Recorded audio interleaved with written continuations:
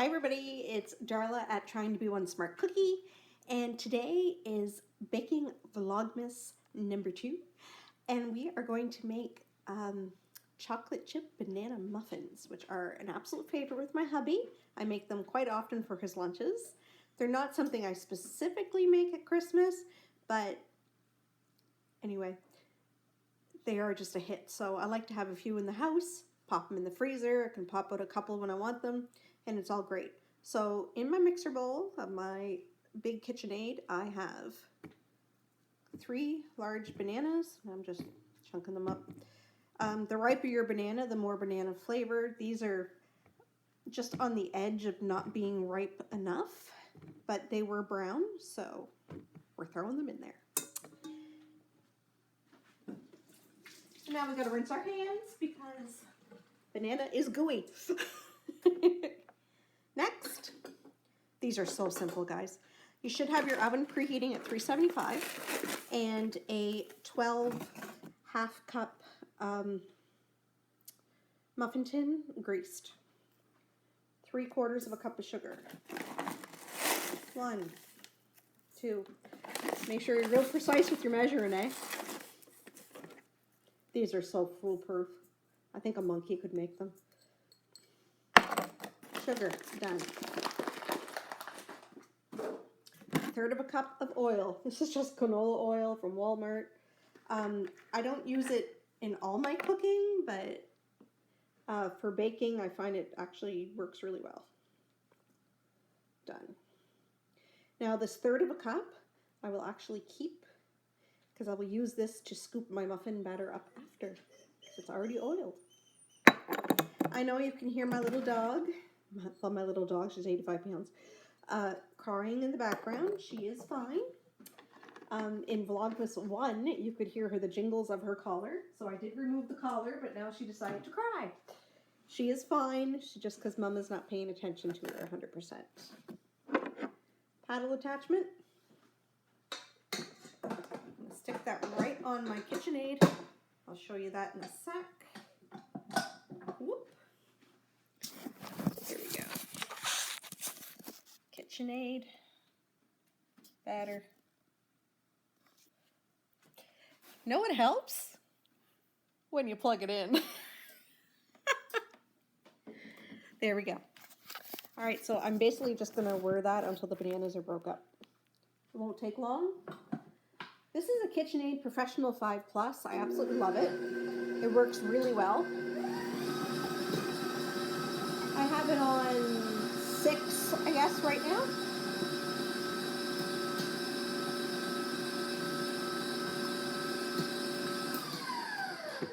Done.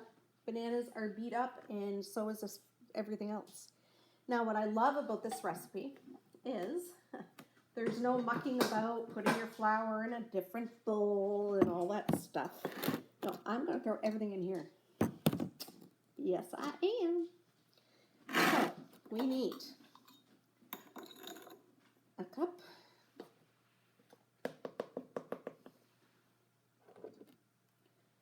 And a half of flour. Now I'm giving these in imperial, obviously. So if you are used to being in Canada, 1/4 cup is 59 mils. 1/3 of a cup is 79 mils. A half cup is 118 mils. And a cup is 237 mils. So right into that flour, nothing fancy, I literally threw it in there. I can't get my camera to turn around, I'm having an issue with my iPad, so hence the awkward camera. All right, we need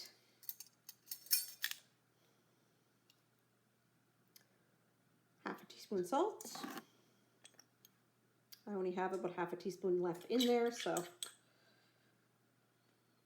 when I'm baking a lot, I put some salt right into a little dish, and I put that in a Ziploc bag, and I can haul it out easily instead of trying to pour from the box and all that stuff.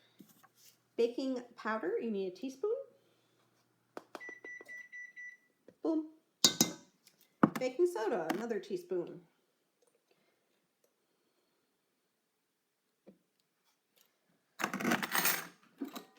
take an egg, crack it in there, put it back on the mixer. Now start this at a low speed if you're using a mixer. I mean, this would be so easy to do by hand as well. If you're going to make it by hand, make sure you smash your bananas with a fork first. So I have that on 3.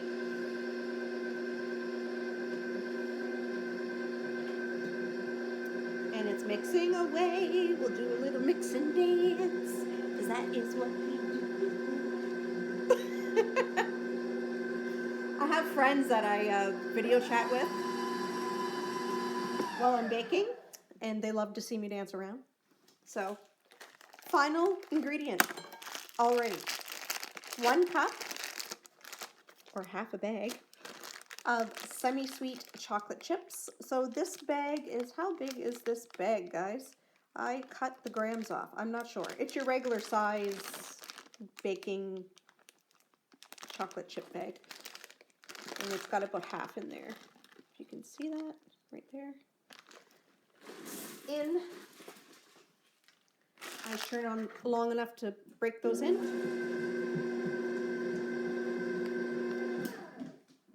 Batter's done. How easy is that? Love this recipe for that.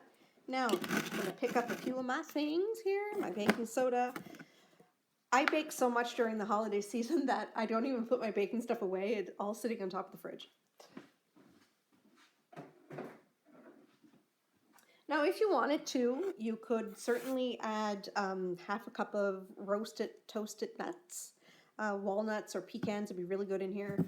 And then just half a cup of chocolate chips. But I prefer just chocolate chips in this particular recipe. And I don't have any nuts in the house, so. So here's my 3rd cup measure that we used for the oil. Ooh, you can see a little bit of oil coming out on me. So this is already greased. And I have my muffin tin. It's just a regular muffin tin. It has been well used and it is discolored, but it is clean, I swear. Of course, you could use paper liners as well. I just find them to be a little bit of a waste of money when I can just grease it and away I go. And really to fiddle with the, so I'm just making sure everything's mixed in. It certainly is. I really like to just use the oil. I don't have to fiddle trying to get the papers apart.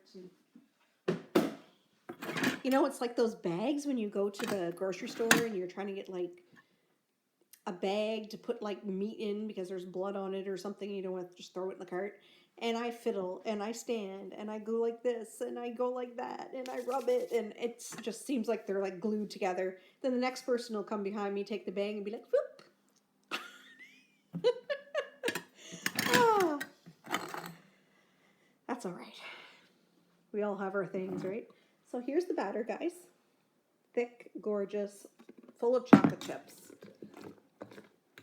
And if you put 1/3 of a cup into each of your half cup things, it should fill it about 3/4 of the way or so.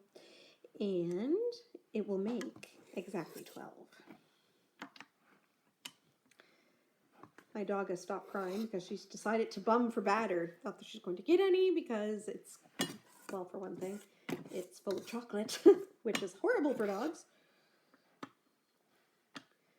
Now you're going to cook these once you get your muffin tins filled, 375 for 18 minutes, and they should be perfect. If your oven runs hot, maybe check them at 16. If it runs not as hot, of course, you could always leave them till 20. I check with a toothpick. I know you're supposed to do the spring back test, which I do for cakes, but a spring back test is basically where you touch the top of the cake and it springs back. And that way you know it's not like gooey in the middle because it's not staying down. Technical terms, I know. Gooey. And I just prefer, old-fashioned. I take a toothpick, a wooden toothpick, and I test it. Or a wooden skewer, whatever I have handy. And I just got exactly 12 muffins, which is something else I really enjoy about this recipe. I don't even remember where I got it. I've had it so many years. I don't know if I got it online, if I found it in a cookbook. I really have no idea. But anyhow,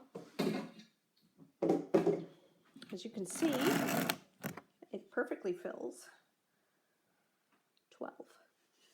So I will put these in, just tapping it down a bit. In 18 minutes, I will see you. There you go, guys. They baked for exactly 18 minutes. They are perfectly cooked. They're slightly golden on the top, and I'll let them sit in the tray here for 2-3 minutes, and then I will flip them out onto a baking rack. Okay, my favorite part, taste test time. So this is what they look like out of the, see, they're nicely browned. I know the lighting's not very good, but they're really nicely browned. They've been cooling about 10 minutes. So this is one that I cut open. Look at the chocolate in there. And now my favorite part, taste test.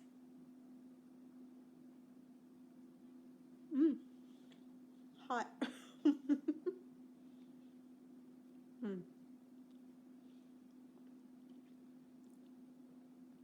If you've never made a muffin in your life, these are so easy. The banana keeps them so moist. And then you get that little bitterness from the chocolate against the sweet of the banana. Such a good muffin. I actually prefer these better when they're cold. My husband prefers them warm. So he will be enjoying this little treat in his lunch the rest of the week. And if any survive, they will be froze. So thanks for watching, guys. As always, like and subscribe. And